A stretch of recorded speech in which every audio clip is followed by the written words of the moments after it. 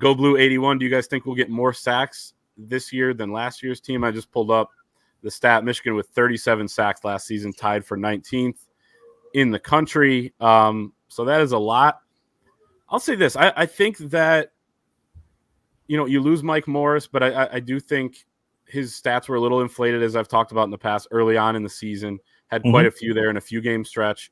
I think they can find more of a pass rush from the front four this season, something they really, I don't want to say desperately need to do it, but maybe they do desperately need to do it if they want to compete at a national championship type of level. And I think they will be able to. I trust Jesse Minter, and I think something we're discounting, maybe not us, but people out there. Yeah, last year was year 2 of Michigan's defense, but Jesse Minter talked about this spring how much more comfortable he is in his actual year 2. He can make adjustments. He didn't have, he got hired last year in February.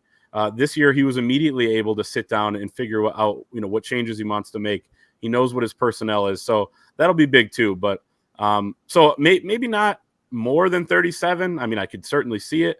But I'll say that they'll be more successful getting a pass rush with 4 protecting the back end of the defense there. Yeah, they won't need to blitz as much. And I think that's the more important thing, Go Blue, is that, because you can get pressure that, might not lead to a sack, but leads to a 3-and-out or something like that. That's every bit as good as a sack. And I think you're going to see some of that. And I think we saw some of that last year against Ohio State. It didn't show up in the stats, but Chris Jenkins had 2 or 3 plays. There was one underrated play where he was, the pass that Mike Sainer still broke up in the end zone. Go back and watch it.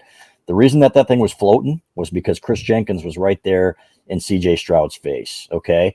The reason that Taylor Upshaw got the pick on the 3rd down play was Rayshon Benny holding his, you talk about rush lanes, right? And making sure that when a quarterback moves, he doesn't have that rush lane. Rayshon Benny did his job perfectly. He got there, did not get the sack, but guess what? It was every bit as good, even better, because they got the ball back because he forced that interception. So another huge play, Chris Jenkins got held on, remember the 1st and 30 play or whatever it was? And he got held on that play. Otherwise, that's a big play, and they're down in Michigan territory. Instead, Michigan's getting the ball back. So all of these things contributed.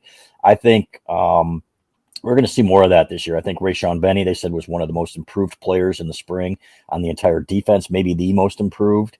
And then you look at guys like Derek Moore, who I think is going to be an absolute stud.